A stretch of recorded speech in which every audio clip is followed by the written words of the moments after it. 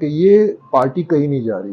یہ نہ صرف خود ڈوبے گی، خود انتشار کا شکار ہوگی، بلکہ ملک کو بھی نقصان پہنچائے گی. میرا خیال ہے نااہل ہو چکے ہیں. صرف قانونی ایک وہ فیصلہ باقی ہے. جہاں تک میرا کسی گروپ میں جانے کا تعلق ہے تو میں انشاءاللہ اسی پارٹی کو اپنے بنیادی مقاصد کے لیے اثر ہے نا اس کی تجدید و نو کروں گا. جو کشتی سے چھلانگے لگا رہے ہیں یہ وہ لوگ تھے جنہوں نے اس کشتی میں سوراخ کیا اور یہ ٹی وی پہ آ کے بڑے انقلابی بنتے تھے. پہلے ایسے قمیض اپنی جھاڑی. لیکن جی اس دن سے ڈریں جب یہ شخص فوج پہ انگلی اٹھائے گا.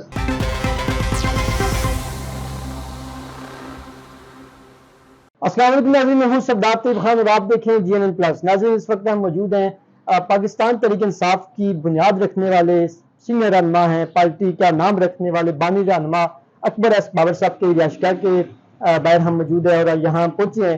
آج اس سے ہم جاننے آئے ہیں کہ اکبر ایس بابر صاحب کیونکہ پی ٹی آئی کی بنیاد رکھنے والے پہلے وہ رہنما تھے اور درخت لگانے والے تھے، اور موجودہ جو حالات چل رہے ہیں پاکستان تحریک انصاف کے اس حوالے سے ہم بات کرنے آئے ہیں ان کے پاس. اور سب سے پہلے سر آپ کو میں ٹائم دینے کا شکریہ ادا کرتا ہوں، جی این این کو آپ نے ٹائم دیا.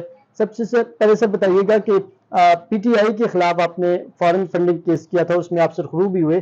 آپ اپنی پارٹی کے خلاف کیوں تھے سر؟ اس پر تھوڑی سی بتائیے گا ہمارے ناظرین. جی بسم اللہ الرحمن الرحیم. یہ آپ نے اچھا سوال کیا. آج جو پارٹی پہ تباہی ہے اور آج جو پارٹی انتشار کا شکار ہے، اس دن سے بچانے کے لیے اگر پارٹی جو اپنے بنیادی جس اصول پہ بنی تھی، ہم نے اس کا بنیادی آئین بنایا تھا، میں تھا 10-11 اور لوگ تھے، ہم نے اس کا بنیادی آئین بنایا تھا، تو اس کے بڑے مقاصد تھے کہ پارٹی جو ہے وہ اس کا کعبہ قبلہ کیا ہوگا، اس میں ورکر کی کیا اہمیت ہوگی، اس میں میرٹ کی کیا اہمیت ہوگی، اس میں کرپشن کو کیسے اس کا کلا کما کیا جائے گا ود ان دا پارٹی، اور اس کے جو رہنما اصول تھے وہ اس وقت ہم نے طے کیے تھے. تو جب میں نے 2011 میں دیکھا کہ پارٹی جو ہے وہ بے راو روی کا شکار ہو رہی ہے اور اپنے بنیادی اصولوں سے ہٹ رہی ہے، اور جب میں نے دیکھا کہ پارٹی میں بڑے پیمانے پہ جو پیسہ آ رہا ہے نہ صرف اس کا خود برد ہو رہا ہے بلکہ وہ غیر قانونی ذرائع سے وہ پیسہ آ رہا ہے، تو یہ ہمارے منشور کے خلاف تھا. اور مجھے توقع تھی کہ عمران خان جو ہے وہ چونکہ کو فاؤنڈر تھا پی ٹی آئی کا، تو وہ جو ہے وہ ان اصولوں کا ساتھ دے گا، میرا ذاتی نہیں، ان اصولوں کا ساتھ دے گا. تو مجھے سب سے بڑا شوق اس وقت لگا جب میں نے ان کو چیلنج کیا، اور یہ یاد رکھیے کہ بقول عمران خان انہوں نے تحریری طور پہ مجھے دیا تھا اس وقت جب میرا اور ان کے اختلافات عروج پہ تھے، جو کہ ان کے اپنے وکیل انور منصور خان نے الیکشن کمیشن میں پڑھ کے سنایا عمران خان کا مراسلہ میرے لیے، جس میں انہوں نے کہا کہ عمران خان کہتا ہے کہ میں نے آپ کو I forced you to take more responsibilities, میں آپ کو زبردستی ذمہ داری دیتا تھا زیادہ، آئی پینڈرڈ یو، میں آپ کا بہت خیال رکھتا تھا، ڈانٹ کرتا تھا، اور you were the number 2 in the party, آپ پارٹی میں میرے بعد یعنی نمبر 2 تھے. تو میرے سامنے تو اقتدار تھا، لیکن مجھے اس دن یہ صاف نظر آ گیا کہ یہ پارٹی کہیں نہیں جا رہی.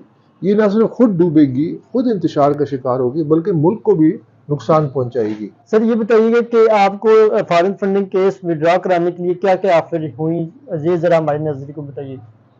دیکھیے فارن فنڈنگ کیس تو بڑا ایک تقریباً ابھی 9 سال پورا ہو رہا ہے اور 8 سال بعد اس کا فیصلہ آیا جس پہ ابھی عمل درآمد ہونا باقی ہے. اگست 2022 کو اس کا فیصلہ ہے 2 تاریخ کو.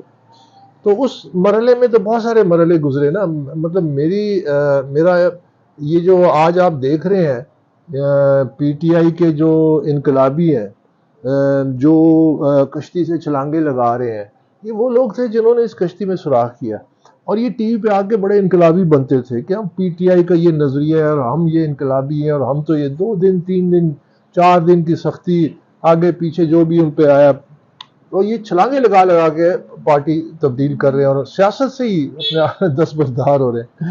تو اس 8-9 سال میں ہر قسم کے مرحلے سے گزرا ہوں. مثلا مجھے قتل کرنے کی دھمکیاں ملی ہیں، اسی میرے گھر کے اندر آ کے مجھے پی ٹی آئی کے خان صاحب کے قریبی لوگوں نے بتایا کہ منصوبہ بندی ہو رہی ہے. اکبر ایس بابر صاحب یہ سر فرمائیے گا کہ اس وقت ملک میں یہ باتیں چل رہی ہیں کہ عمران خان صاحب جو ہیں وہ ہونے جا رہے ہیں. آپ پی ٹی آئی کے بانی رہنما ہیں, پی ٹی آئی بنانے والے میں سے آپ شامل ہیں. جب آپ لوگ تھے تو پی ٹی آئی کو آج جو لوگ ارد گرد ہیں خان صاحب کے, اس ٹائم کوئی ہوتا ہی نہیں تھا, صرف آپ بانی رہنما کہ آپ پریزیڈنٹ رہ چکے ہیں.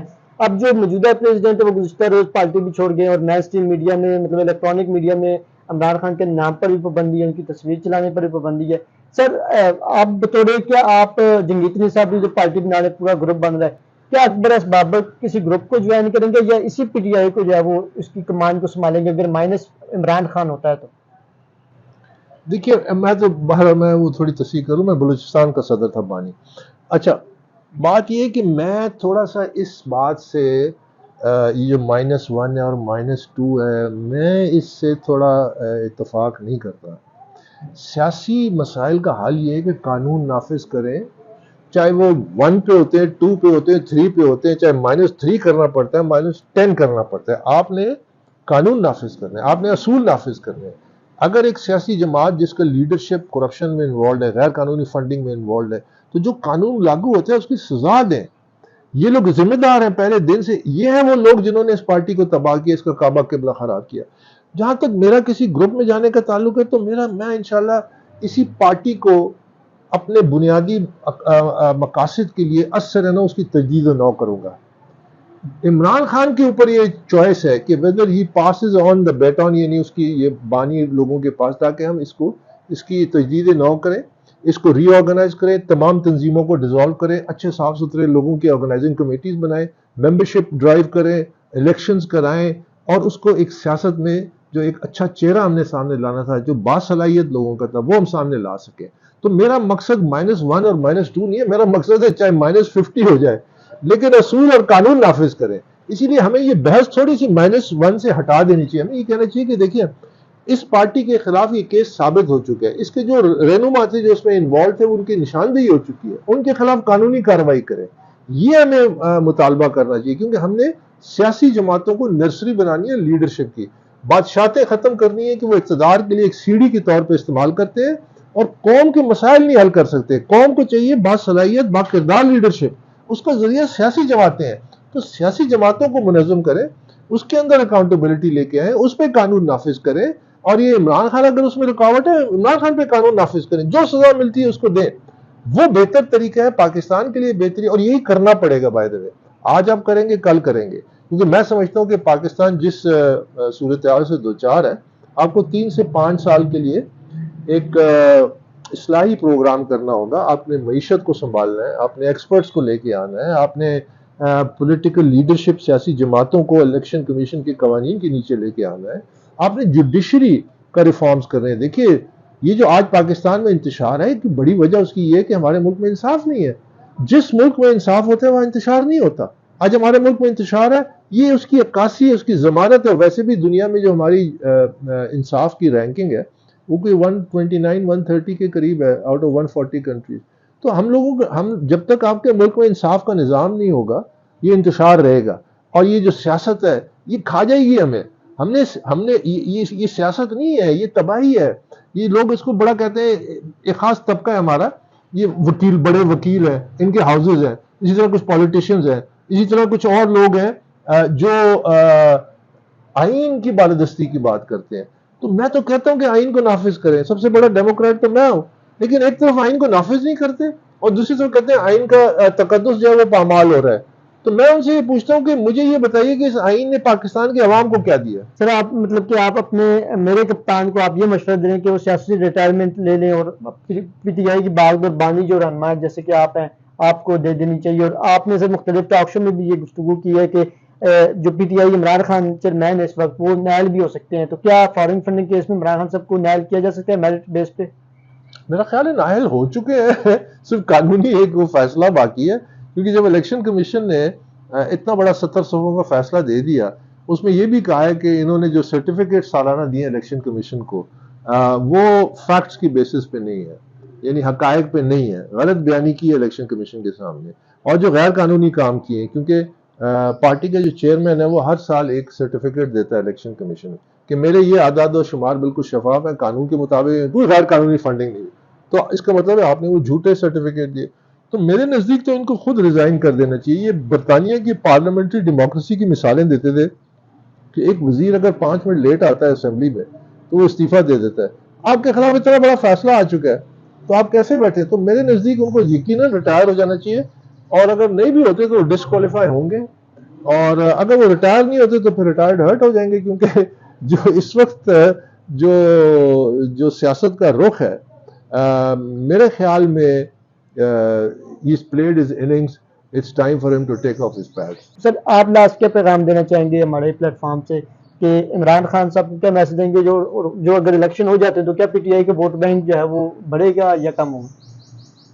دیکھیے اس وقت پی ٹی آئی جو ہے وہ ایک فلکس میں ہے اور ایک ایسے عالم میں ہے کہ جو لوگ جا رہے ہیں کچھ تو اقتدار کے لیے آئے تھے, اپرچونسٹ تھے, دھندے پہ تھے, انہوں نے اپنا دھندا کیا, اب وہ کوئی نئی جگہ دھندا ڈھونڈیں گے.